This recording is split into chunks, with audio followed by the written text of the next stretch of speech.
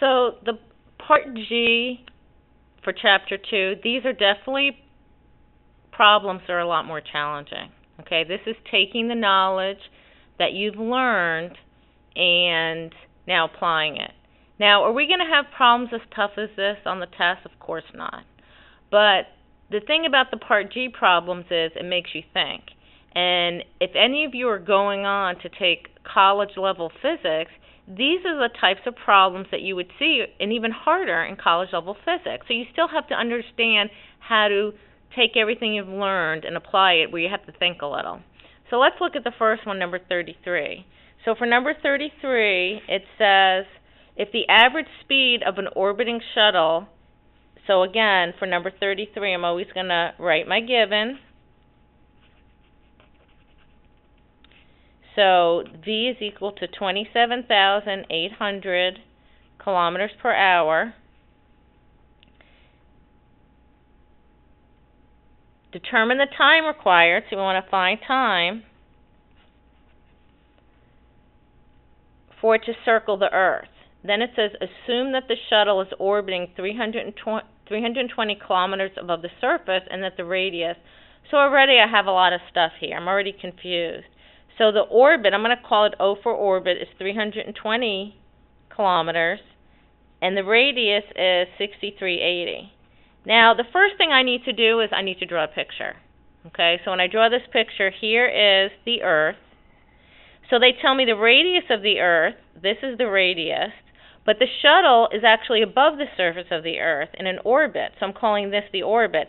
And now I can clearly see, although they don't use the shuttle anymore, so let's pretend it's the International Space Station, that this would be it orbiting around the Earth. Okay? You see, once I have a picture, now I can visualize it. If you don't have a picture, you can't visualize what's going on.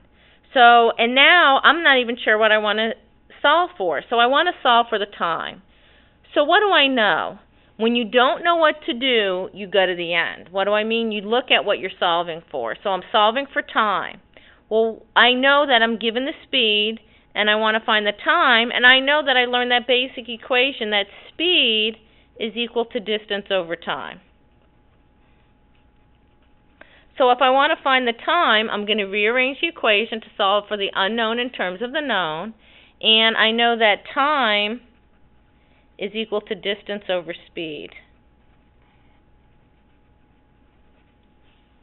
So now I want to find the distance. The thing with the distance is going to be the distance around this, the circle, the Earth. So the orbit is a circle. So now I know that the distance around a circle is the circumference, which is 2 pi r. So it's 2 pi. Now r is the radius from the center to the surface, then plus the orbit. So it's going to be 6,380 kilometers plus 320 kilometers. Again, you have to add these because it's from here to here.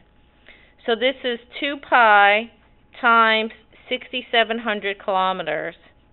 So the circumference comes out to be 42,076 kilometers.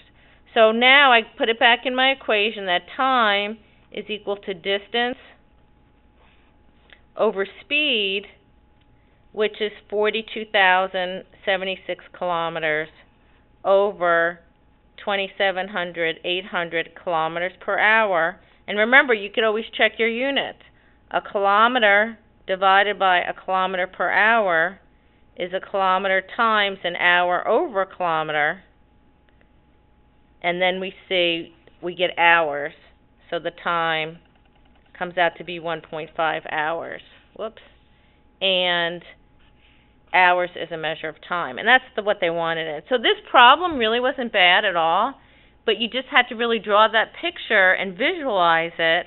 And this was basically just speed is equal to distance over time. Okay, let's look at number 37.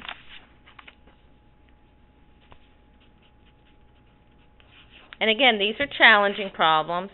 So number 37 says, a rocket moves upward starting from rest. So again, we're always going to do our given and what we want to find. And so VI is 0, which is from rest. And they tell us that it has an upward acceleration of plus 29.4 meters per second squared. And they tell us that the time is for 3.98 seconds. Then it starts telling me that it runs out of fuel at the end of the 3.98 seconds but doesn't stop. So how high does it go? So this question actually has two parts. And what I'm going to do, obviously, is I'm going to draw a picture. So here's my ground. It starts off here. It goes up. And then I'm going to have a final velocity here. But then it's going to go up again, another height. So I'm going to call this first height here y1. And I'm going to call this one y2, and then this is going to be y total, the total vertical displacement. So I'm actually finding y total. If I didn't draw my picture, I probably wouldn't be able to solve this because it would be confusing. So all of this part is when the rocket has fuel. So when it has fuel, I know all this, so I can actually find y1 because I have VI, I have A, I have T, and now I want to find y. So y1 is going to be VIT plus 1/2 AT squared. So I substitute in my value 0 times 3.98. If I want, I don't have to bother doing that because that's 0. Plus 1/2 of 29.4 times 3.98 seconds squared. So when I do all this, the first y comes out to be 233 meters. So that's from here to here when the rocket has fuel. Now from here to here, it doesn't have fuel. So after it runs out of fuel,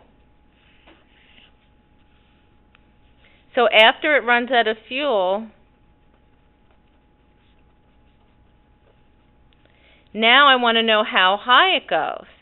So now this VF is kind of like where I'm starting from. So I know that VF is equal to VI plus AT. And now that VF is going to be 0 plus 29.4 times the 3.98. So now that VF comes out to be 117. Why did I bother finding out this VF?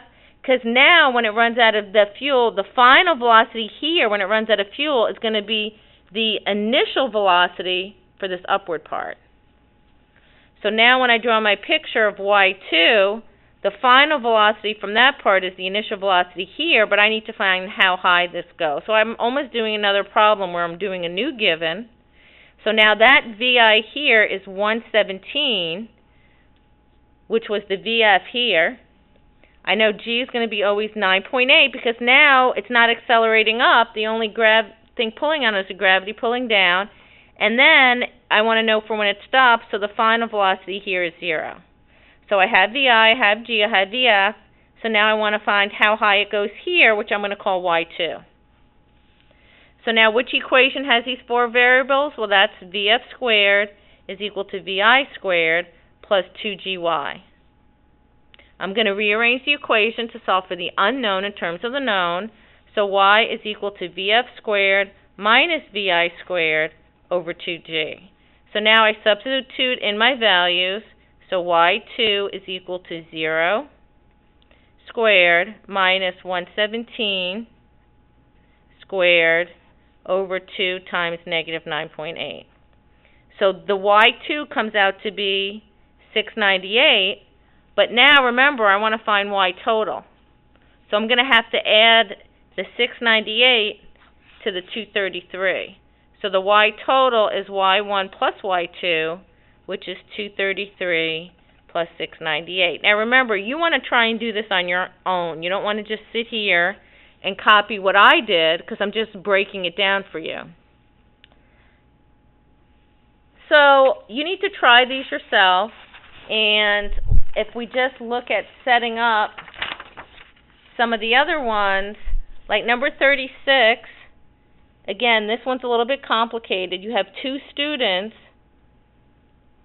on a balcony, and I'm just going to set this one up for you to explain it. And what I would do is I would go like this, and I would do the two students separate. I would say student 1, and I would say student 2. I would draw a picture for each one. So the first student, again, I have my VI, I have my VF, I have my given, I have the height here, so y is negative 19.6. Now remember, where motion begins is our frame of reference. So the y I'm measuring from here down, so that's why it's negative. VI, he throws it as negative 14.7. And then g is always going to be negative. For student 2, I'm going to do the same thing, but student 2 is throwing it up in the air, so this VI is going to be positive, and then it's going to come back down. So the given for student 2, y is going to be negative 19.6. VI is going to be positive 14.7, because remember it's up, and then g is going to be negative 9.8. Now what you're going to do is, for each of these problems, is you're going to say, what do I have? So I have y, I have VI, I have VF, and g, and now you're going to solve for VF. So VF squared is equal to VI squared plus 2GY, and I'm going to do the same thing here. Then that's for part B, because I had to do part B first. Then for part A, our variables are y, VI, g, and t, and for this, I ended up, there's two ways to do it. You could do the quadratic equation if you use this equation, but who wants to do that? That's a lot of work. Or you could use the equation VF is equal to VI plus GT, and then rearrange this equation. So T is equal to VF minus VI over G, and solve for T this way. And then you'll do the same thing over there. Then they want you to find the difference in time, so you just find the difference.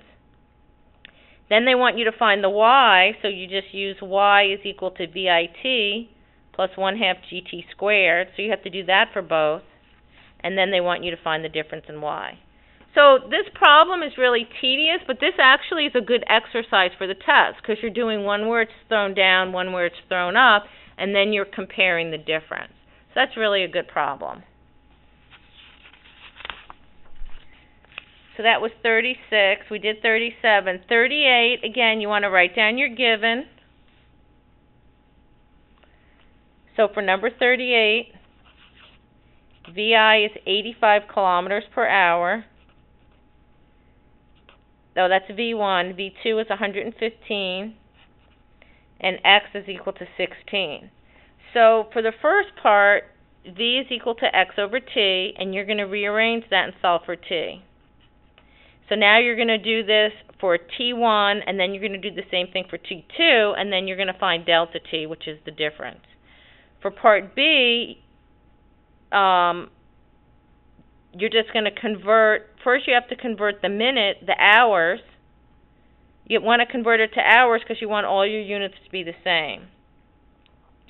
And then the problem says for number 38, how far must the cars travel for the faster car to arrive 15 minutes before the slower car? So you're going to have to set the x's, because that's how far they are equal. So you're going to set one equation equal to another. Okay? So again, that's really using your math skills.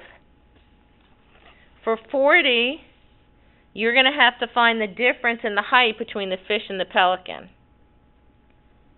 So you're going to have to do two separate things, and then you're going to compare.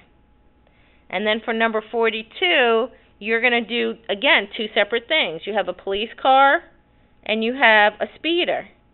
So the speeder, for number 42, the speeder is not accelerating. He's moving at a constant speed. So how far he goes is just x is equal to vt, remember, because this is a constant velocity. For the police car, he's accelerating, so when you want to find x, you have to use x is equal to VIT plus 1/2 AT squared. Now what you're going to have to do is, this x is going to be equal to this x. So what you do is you set this equal to that. You say VT is equal to 1/2 AT squared. There's a t on both sides, so we can factor them out. And then what you're going to do is you're going to end up solving for t, because this cancels with that. So then I have v is equal to 1/2 AT. I rearrange the equation to solve for t, so I multiply both sides by 2, and then I divide by a, and that's equal to t, and I substitute in my values and find the t. Once I find the t, then I go back and say x is equal to vt, and I substitute in the average velocity, and I just went back and used this equation. But again, this takes thought. These are challenging, but these are the things that you're going to have to do on a simple level in college, and this is just really, this is honors physics, so you need to take the basic stuff and then be able to apply it to problems like this where you have to think a little. So you're going to finish all those for homework. I just set you up, and then you're going to have the solutions on the desk, and you can look at the solutions. You're not going to sit and copy them, because when you copy the solutions, that doesn't help you to think. So coming up to the desk and just thinking, oh, I'm going to quickly copy it, or I'm going to take a picture, that doesn't help you to learn. The only way to learn is to try and do the problems yourself. So that's what you have to do. You have to actually take time, think about them, try and work them out, and just giving up doesn't help. You just actually have to try and do them yourself. So that is practice G. And again, we're not going to have problems that difficult on the test on the FRQ.